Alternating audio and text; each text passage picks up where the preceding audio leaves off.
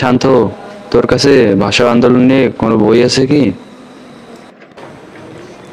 কেন রে? থাকার কথা। আব্বার বইয়ের আলমারিটাতে দেখতে হবে একবার।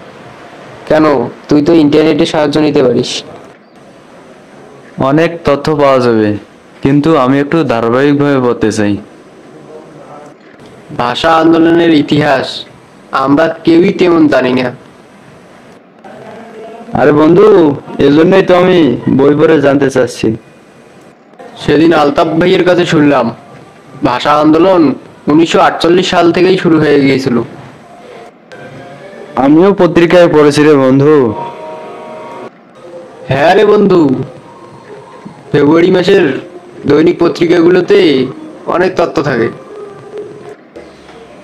কিছু পত্রিকা জোগাড় করেছি, বুঝলি? বুঝলি।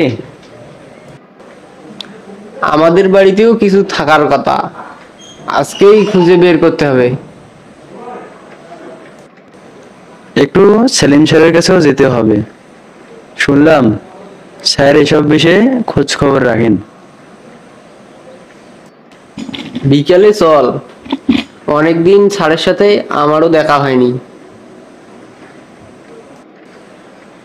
আর হ্যাঁ, চাষার বইয়ের আলমারিটা দেখবি কিন্তু।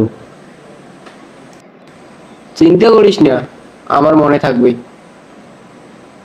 তোদের বাসার পত্রিকাগুলোও দেখিস। আচ্ছা ঠিক আছে রে, দেখবো। সেলিম স্যার আমাদের এই বিষয়ে গাইডলাইন দিবেন তো? স্যার খুবই আন্তরিক। তাছাড়াও স্যার আমাদের ক্লাসে এ বিষয়ে অনেকবার আলোচনা করেছেন।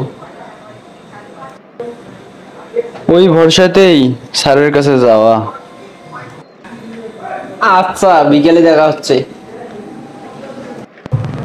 আচ্ছা ঠিক আছে, বিকালবেলা আমাকে এসএমএস করে জানাস।